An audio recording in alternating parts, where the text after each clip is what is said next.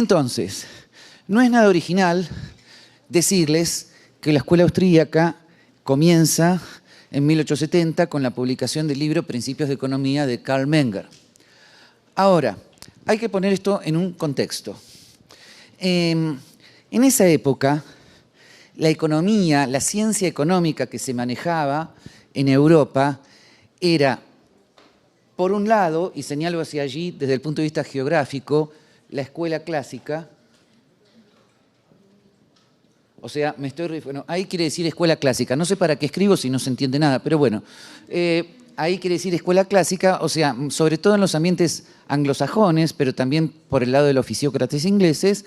Ya escucharon hablar de Adam Smith, David Ricardo, etc. La escuela clásica tenía una concepción de la economía como universal. O sea, la escuela clásica pretendía que las cosas fueran válidas para todo lugar y tiempo. Bien, hace mucho que no me escuchabas así de fónico, ¿no? Bueno, y del otro lado, en Alemania, o en los ambientes germanoparlantes, digamos mejor, estamos hablando de 1870, la idea general era que las cuestiones económicas eran circunstanciales para cada lugar y tiempo. O sea, los profesores de economía alemanes negaban que hubiera una ciencia económica universal para todo lugar y tiempo. Carl Menger es austríaco, o sea, está por acá abajo. O mejor dicho, vienés, miembro del Imperio Austrohúngaro. Bueno, muy bien. Y él lo que trata de hacer es incorporar la noción de universalidad de la economía a los ambientes alemanes. Él, al escribir su libro Principios de Economía,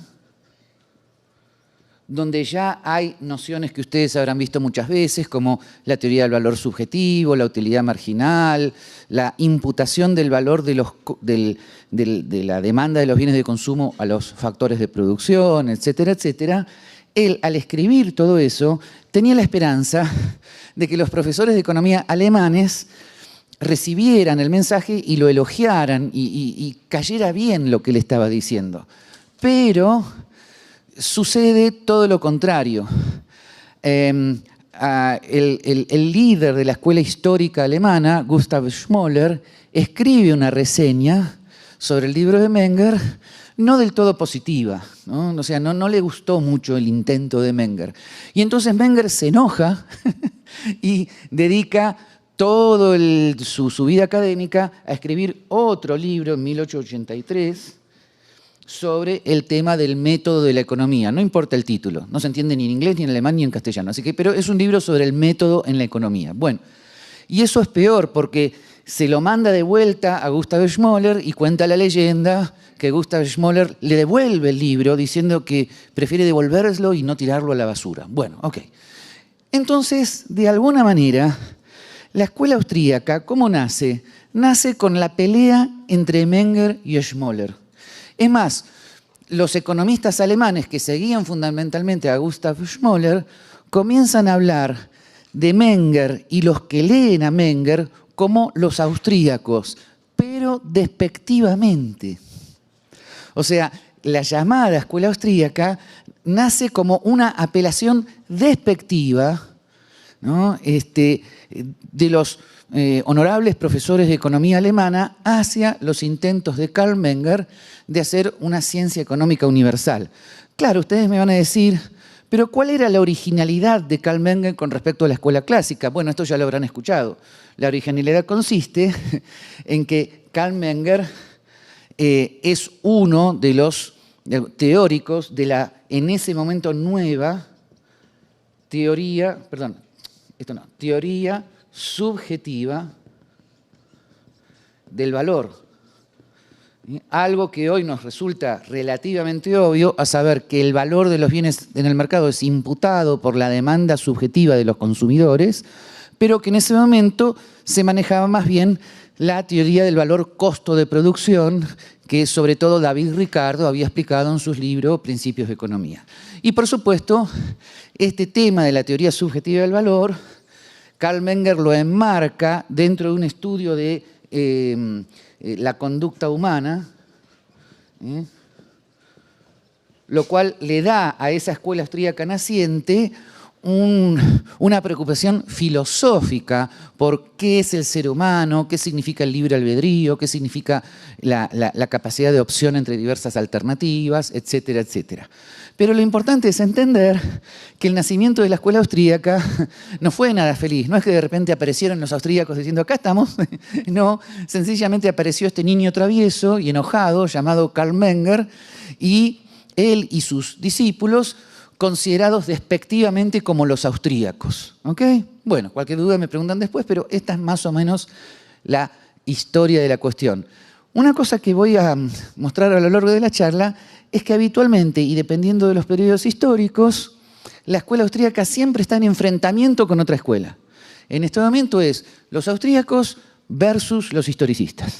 Más o menos en 1884 en adelante, el nuevo gran héroe de la escuela austríaca es Eugen von Waberg. Von Waberg había sido discípulo de Karl Menger, no tanto en cuanto a profesor-alumno, sino en cuanto a que lo había leído intensamente. Y von Waberg profundiza notablemente el tema de la utilidad marginal y también el tema de la productividad marginal. O sea, von Waberg analiza algo que Menger ya había dicho, pero él lo profundiza, a saber cómo se imputa valor a los bienes de capital y cómo la tasa de interés es algo esencialmente relacionado con la productividad de los bienes de capital.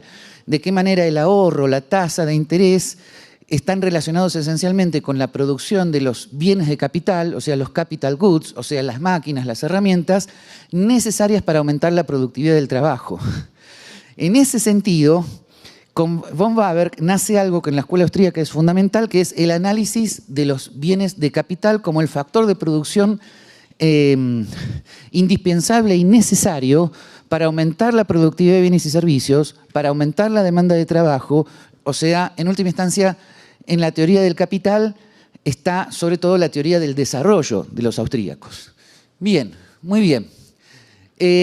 Pero además de esto, en esa época, von Waberg se enfrenta sobre todo a Karl Marx, porque Karl Marx había tomado de los clásicos la teoría del valor-trabajo y la teoría del valor-costo de producción para explicar la famosa plusvalía, que todavía casi todos los políticos y los pensadores de izquierda la siguen manteniendo, a saber que para producir bienes de capital el precio era la plusvalía, o sea, trabajo hecho y no remunerado al factor trabajo, y por lo tanto lo que Marx fundamentalmente sostiene es que el capitalismo se basa en la explotación del trabajador, trabajo hecho y no remunerado. La refutación a Marx es el libro Capital e Interés, donde von Waberg presenta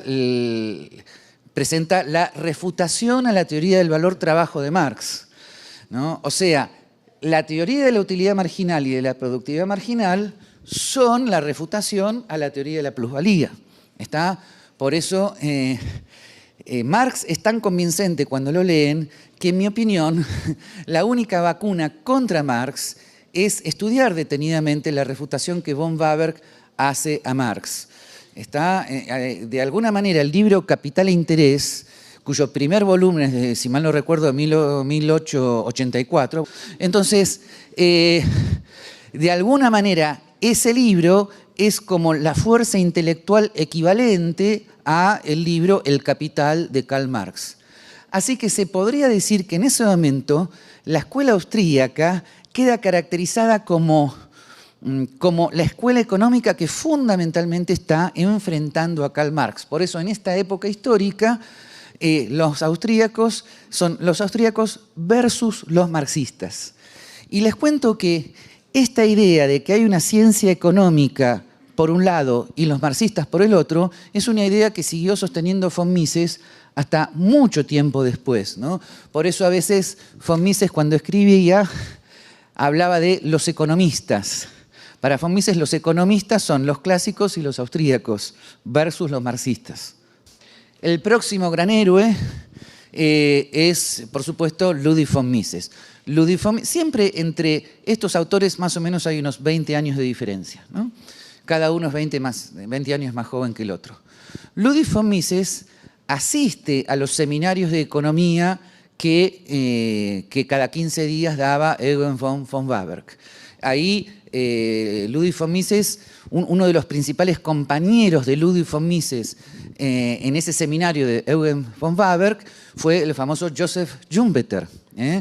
Y cuenta la leyenda que Schumpeter y von Mises se odiaron desde el principio. Bueno, ok, entonces von Mises de alguna manera, él dice que deviene en economista cuando lee a Karl Menger, esa lectura es fundamental, lee al mismo tiempo a David Ricardo, o sea, las fuentes de economía para von Mises son David Ricardo por un lado y Karl Menger por el otro, y a su vez las enseñanzas que recibe del seminario de economía de Eugen von Warburg. No es la ocasión para explicarlo, pero luego Mises se distancia un poquito de la teoría del capital de von Warburg, pero eso es un detalle que a efectos de la charla de hoy no tiene mucha importancia. Mises empieza a publicar grandes libros que marcan el futuro posterior de la economía austríaca, de la escuela austríaca.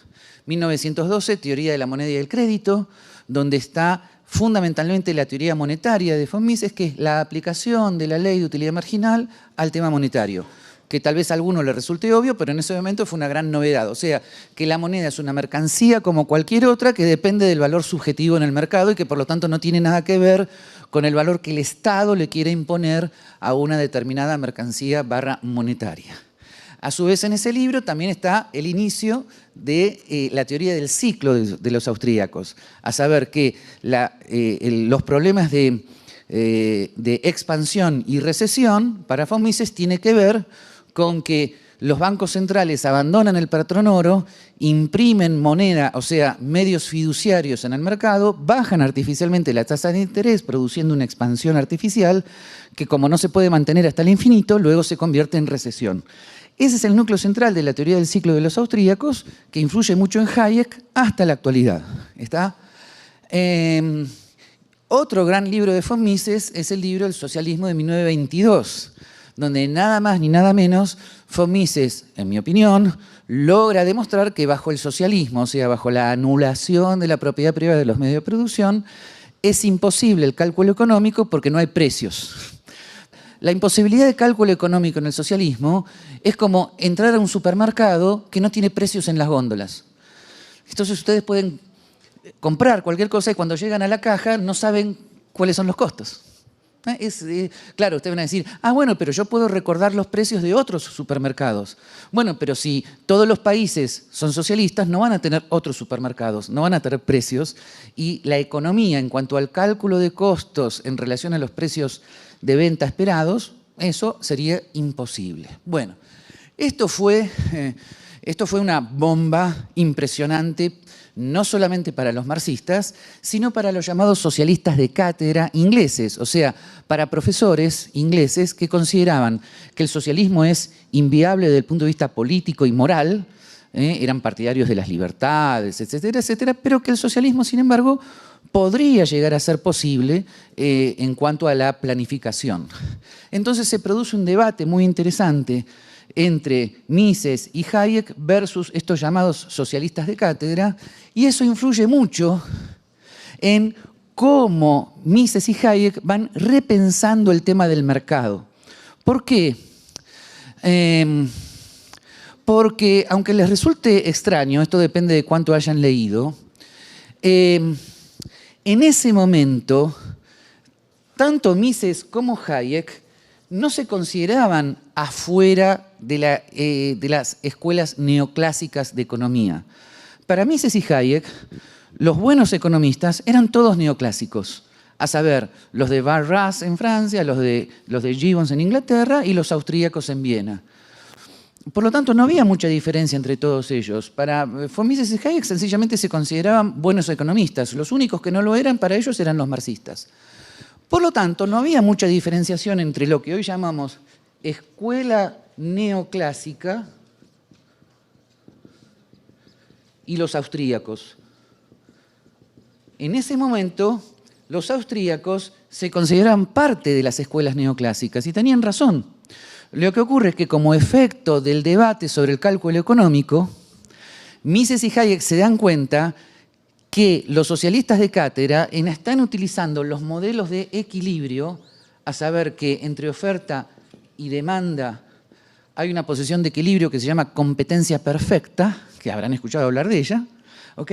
Y ese era el argumento que los socialistas de cátedra tenían para demostrar el cálculo económico en el socialismo. Y entonces Mises y Hayek se van desprendiendo lentamente de los modelos de competencia perfecta y presentando al mercado como un proceso dinámico que tiende a una situación de equilibrio sin alcanzarla nunca mediante el dinamismo de los precios. Y eso ya va conformando a la escuela austríaca más o menos como la conocemos hoy.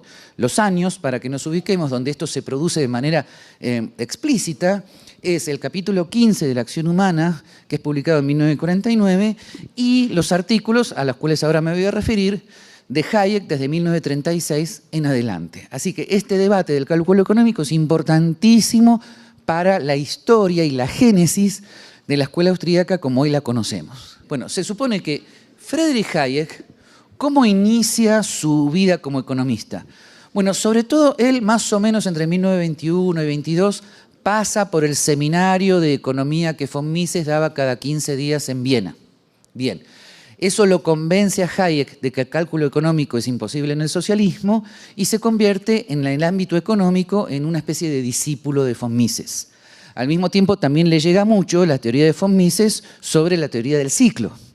Y por lo tanto, en 1931, Hayek, que manejaba mucho más el inglés, porque había estado ya además en Estados Unidos, cuando joven, es invitado a la London School of Economics en el año 31, como dije, a dar unas charlas, unas conferencias sobre la teoría del ciclo económico.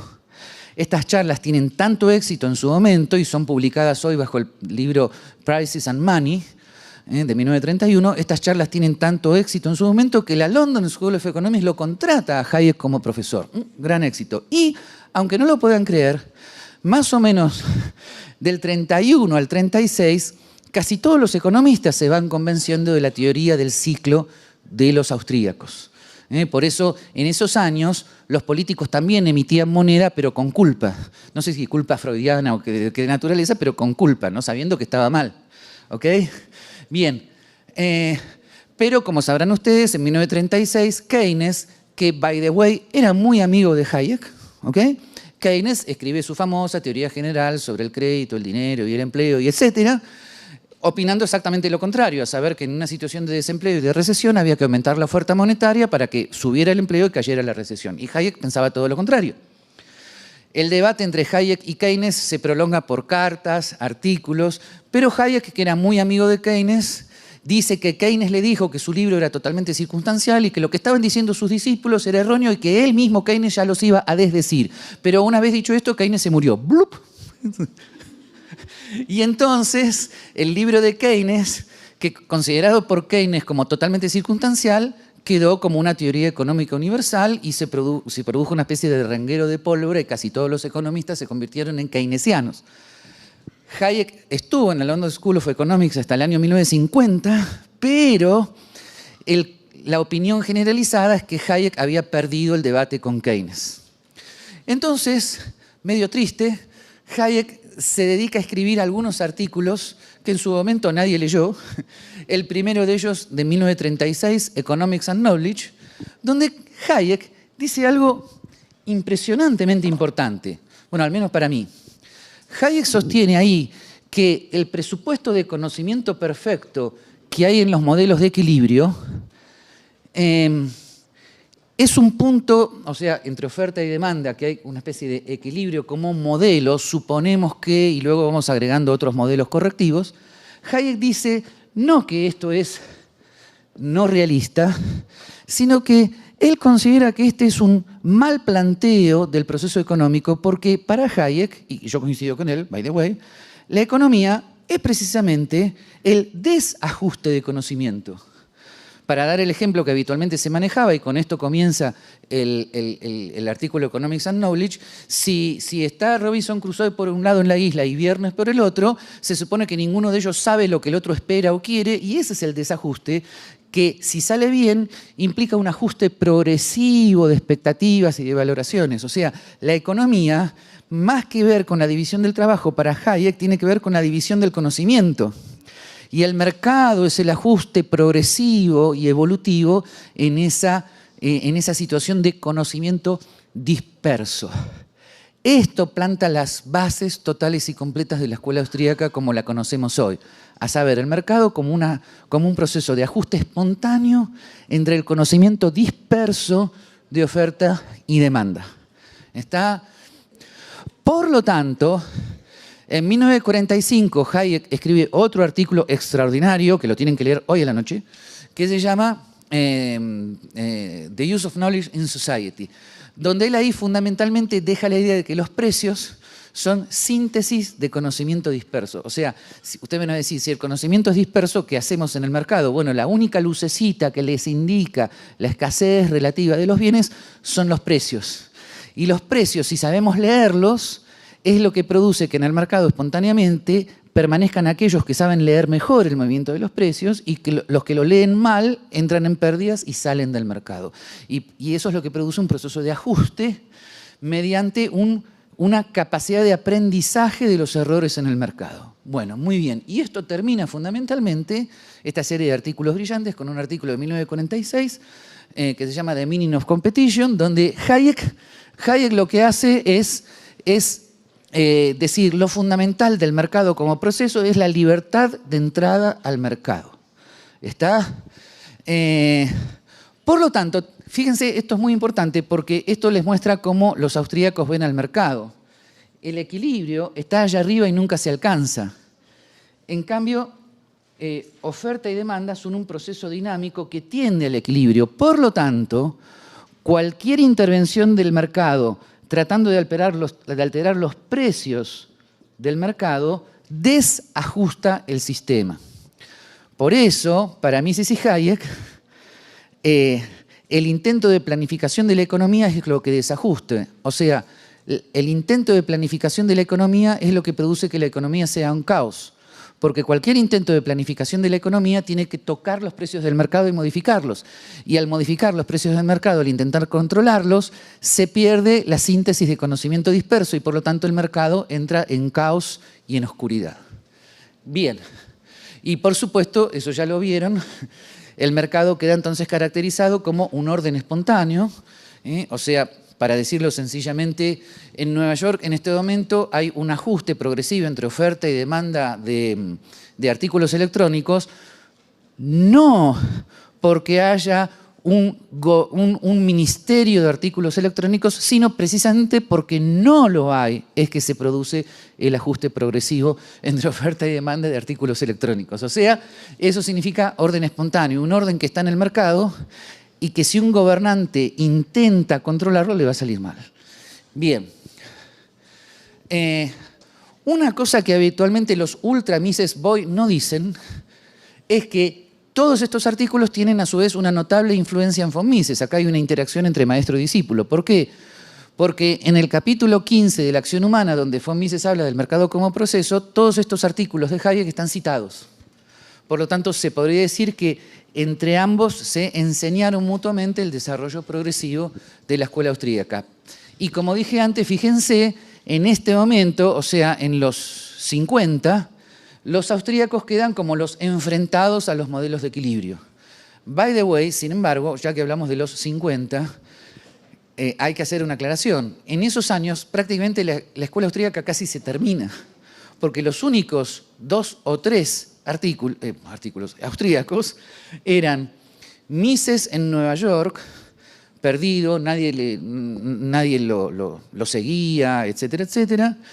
Hayek en Chicago, se había mudado a Chicago, pero los chicagenses no lo recibieron en el Departamento de Economía, sino en el Departamento de Estudios Sociales e Históricos. Y el entonces muy desconocido, pero muy importante, Ludwig Lachmann en Sudáfrica. Había 3 y solo 3 austríacos en el sentido económico, en el mundo en ese momento.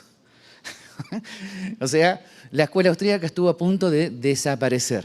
Esto es muy, muy interesante. Solamente un poco la persistencia de estos autores y los discípulos que vinieron después produjeron lo que vamos a ver en la siguiente filmina, que es lo que se llama The Austrian Revival, y la literatura lo entiende así, como que revivió, sobre todo a partir del año 73. ¿Por qué?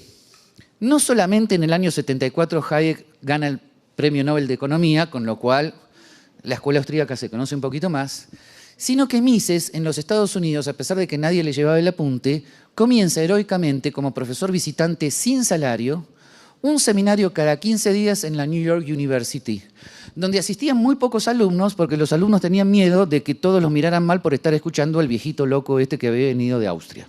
¿Ok?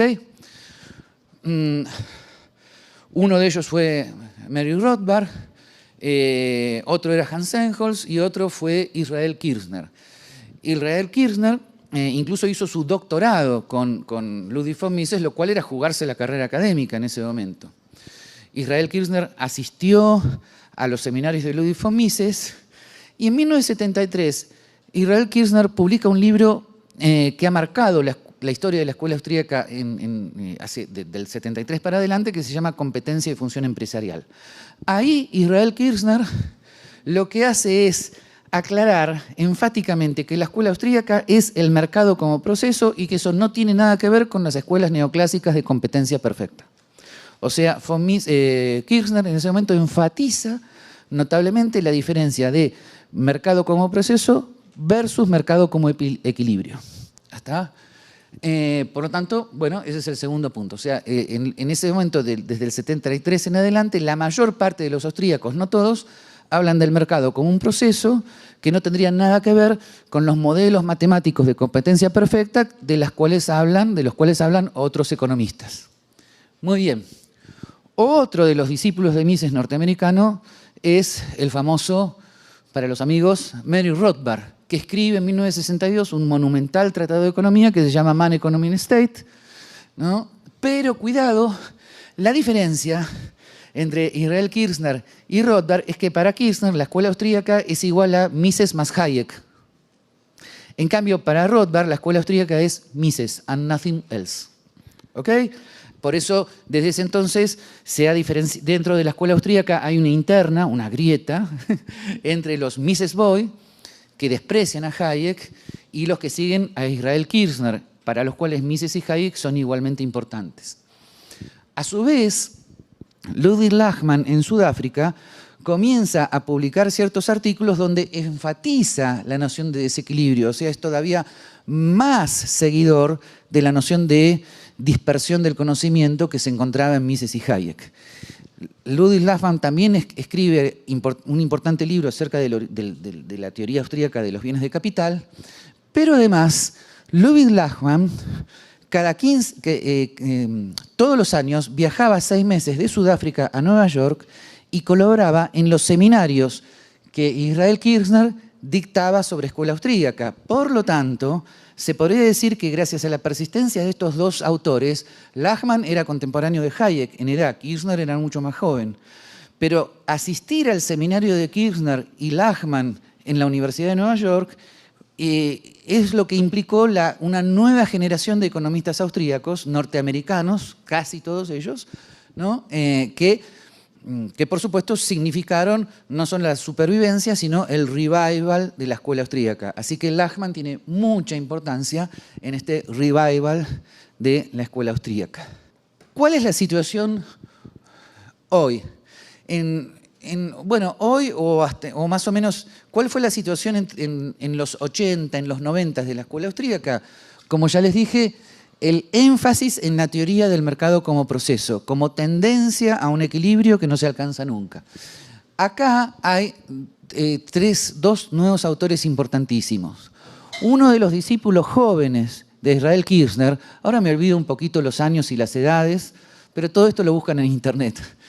Uno de los discípulos más importantes de Israel Kirzner fue el norteamericano Don Lavoie, o Lavoie, o como lo quieran pronunciar. Don Lavoie fue muy importante porque siguió con la misma, con el mismo énfasis en el mercado como proceso, hizo fundamentaciones filosóficas y epistemológicas del mercado como proceso importantísimas, era un brillante profesor que generó un semillero de nuevos discípulos, escribió importantes libros y artículos sobre el tema del cálculo económico, pero lamentablemente murió muy joven a los 51 años. Sin embargo, ya para entonces logró formar discípulos más jóvenes. Uno de los más importantes es Peter Bethge. Peter Bethge enfatiza el tema de que la escuela austríaca es el resultado de Mises más Hayek. Miren que otros le van a decir otras cosas. Por ejemplo, hay algunos Mises Boy que dicen la escuela austríaca nace con los escolásticos, sigue con Menger, sigue con von Mises y Rothbard, y punto, y se acabó. En cambio, para los Kirchner Boy, la escuela austríaca es algo más complejo.